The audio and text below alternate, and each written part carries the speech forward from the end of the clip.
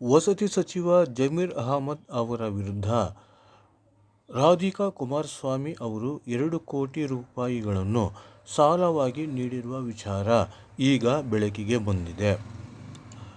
ವಸತಿ ಸಚಿವ ಜಮೀರ್ ಅಹಮದ್ ಅವರು ಅಕ್ರಮವಾಗಿ ಹೆಚ್ಚಿನ ಆಸ್ತಿ ಗಳಿಸಿದ ಹಿನ್ನೆಲೆಯಲ್ಲಿ ಅವರ ವಿರುದ್ಧ ಲೋಕಾಯುಕ್ತದಲ್ಲಿ ಪ್ರಕರಣ ದಾಖಲಾಗಿತ್ತು.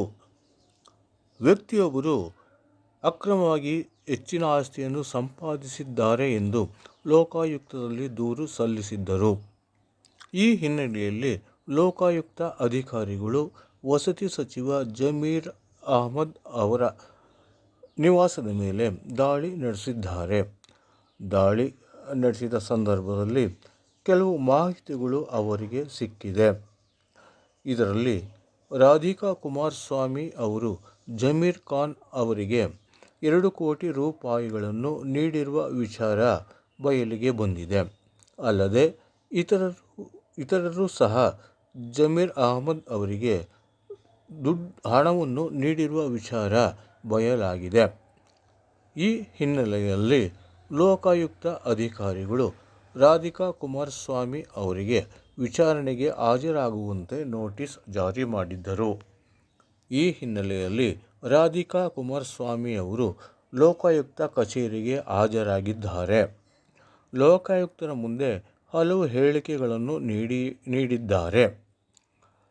ನಾನು ಜಮೀರ್ ಖಾನ್ ಅವರಿಗೆ ಹಣ ನೀಡಿರುವುದಾಗಿ ಅವರು ತಿಳಿಸಿದ್ದಾರೆ.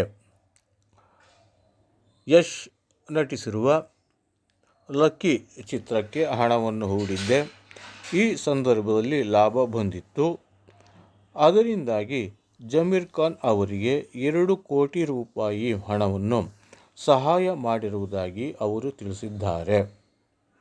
ಇವರ ಜೊತೆಗೆ ಅನೇಕರು ಕೂಡ ಹಲವಾರು ಕೋಟಿ ರೂಪಾಯಿಗಳನ್ನು ಜಮೀರ್ ಅಹಮದ್ ಅವರಿಗೆ ಸಾಲವಾಗಿ ನೀಡಿದ್ದಾರೆ.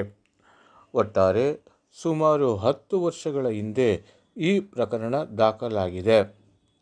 ಈಗ ಇದರ ವಿಚಾರಣೆ ನಡೆಸಲಾಗುತ್ತಿದೆ. ಲೋಕಾಯುಕ್ತ ಪೊಲೀಸರು ಜಮೀರ್ ಖಾನ್ ಅವರ ಮನೆಯ ಮೇಲೆ ದಾಳಿ ನಡೆಸಿದ್ದಾರೆ. ದಾಳಿ ನಡೆಸಿದ ಸಂದರ್ಭದಲ್ಲಿ ಕೆಲವು ಲೆಕ್ಕಾಚಾರ ಪತ್ರಗಳು ಸಹ ಸಿಕ್ಕಿದೆ. ಇದರಲ್ಲಿ ಜಮೀರ್ ಖಾನ್ ಅವರಿಗೆ ಹಲವಾರು ಮಂದಿ ಸಾಲ ನೀಡಿರುವ ವಿಚಾರವೂ ಕೂಡ ಬೆಳಕಿಗೆ ಬಂದಿದೆ.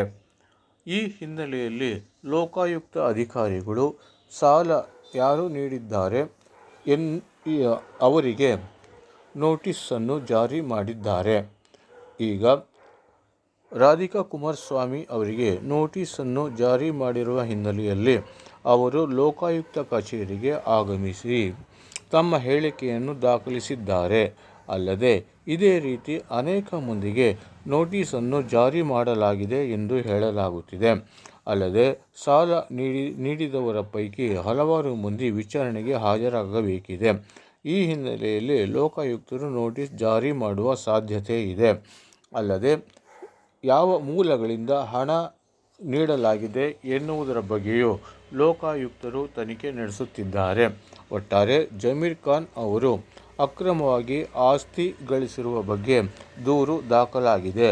ಈ ಹಿನ್ನೆಲೆಯಲ್ಲಿ ಲೋಕಾಯುಕ್ತ ಅಧಿಕಾರಿಗಳು ವಸತಿ ಸಚಿವ ಜಮೀರ್ ಖಾನ್ ಅವರ ಮನೆಯ ಮೇಲೆ ದಾಳಿ ಮಾಡಿದ್ದಾರೆ. ದಾಳಿ ನಡೆಸಿ ಹಲವು ಮಾಹಿತಿಗಳನ್ನು ಕಲೆ ಹಾಕಿದ್ದಾರೆ. ಈ ಸಂದರ್ಭದಲ್ಲಿ ಅನೇಕ ಮುಖ್ಯ ಮಾಹಿತಿಗಳು ಸಹ ಲೋಕಾಯುಕ್ತರಿಗೆ ಸಿಕ್ಕಿದೆ. ಈ ಹಿನ್ನೆಲೆಯಲ್ಲಿ ಹಲವರಿಗೆ ನೋಟಿಸ್ ಜಾರಿ ಮಾಡಲಾಗಿದೆ.